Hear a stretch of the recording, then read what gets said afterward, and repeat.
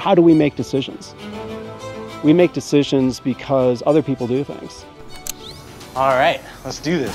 You're welcome to Jack in the Box. Let me tell you a little secret. If you're real, come down right now. Boom. Oftentimes, most of the decisions are made not on our own. It's because you saw somebody driving a car, or subconsciously you did, or your friend buys a certain type of toothpaste and you were visiting them for a dinner party and you saw it there. Those are the ways that people are most influenced, because we're kind of pack animals. We're not sharks, we're more like dogs. We're pack animals and we follow people. Ryan, there's the bill! Ryan, there's the bill! Don't do that!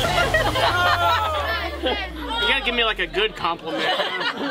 I think influencer marketing is probably one of the greatest things in marketing today. And when I look at influencer marketing, I say, well, geez, this is word of mouth at scale. You see a lot of confusion between what I would call celebrity marketing and true influencer marketing, and they both have a place. But for us, those mid-tier influencers who may not be Lady Gaga, but if you're an expert in a particular, way, or you are known for the quality of what you do on a particular platform, people will follow and kind of be interested in what you have to say. It's both perceived as a disruptor, it's something new, it's got questions, but at the same time, audiences are flocking to these influencers. It's not seen by the people who are watching these videos or wherever they're consuming this content. It's not seen as some other. It's seen as just media. It's just seen as something that they impart with their day-to-day life. Authenticity is best when you actually have somebody that really loves your brand. The challenge that they have now is how do they do it well? And now I think that the companies who are specializing in the space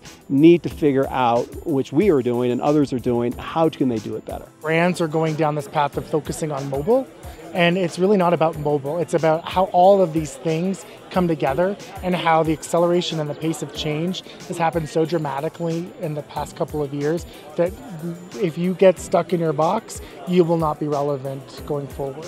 So it's really trying to break outside of that and thinking through not just one aspect of it, but all of these different things that hang together that create the experience. You win on being able to tell a great story. So as a media agency, yes, we've gotten ourselves a lot more involved in helping brands understand the right message to tell the right customer. What we also do is try to marry really good data to help connect that with the right time and place. And that's sort of nuts and bolts for most marketers, but having sophisticated data to connect that story is more important now than ever. They know it's something big. They know they need to get involved in it. It's no different than the internet back in I'd say the late 90s. They were kind of dabbling around in it a little bit. So I like and encouraged by the fact that it's on their mind. They're thinking about doing it. For brands that are more millennial focused, I would say we use influencers a little bit more. Sweet Tarts is an example. They used Troye Sivan last year for their Sweet Tarts campaign, and DiGiorno has used, I think you've probably seen the ads, influencers before as well. And we try and make sure that it's believable, right? We don't want to just choose an influencer for the sake of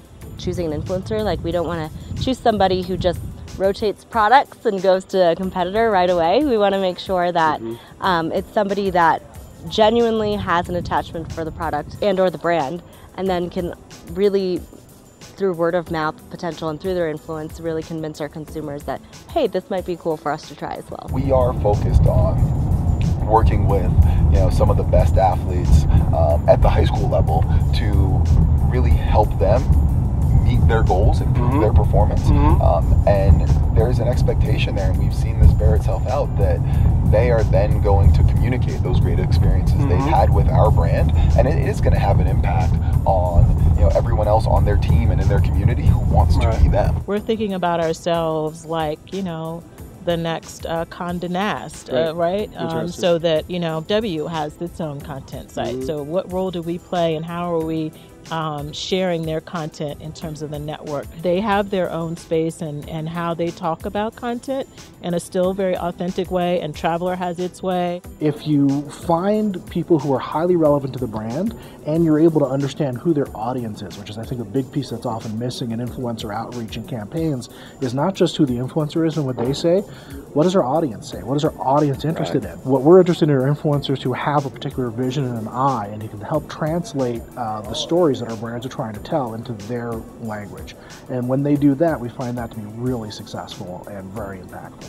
we know that that's the vision of what we're trying to articulate. And so having some ownership as the brand to do that is extremely important, but also working with the right partners, the right publishers, the right athletes to bring that message to life in a really collaborative way has been successful for us.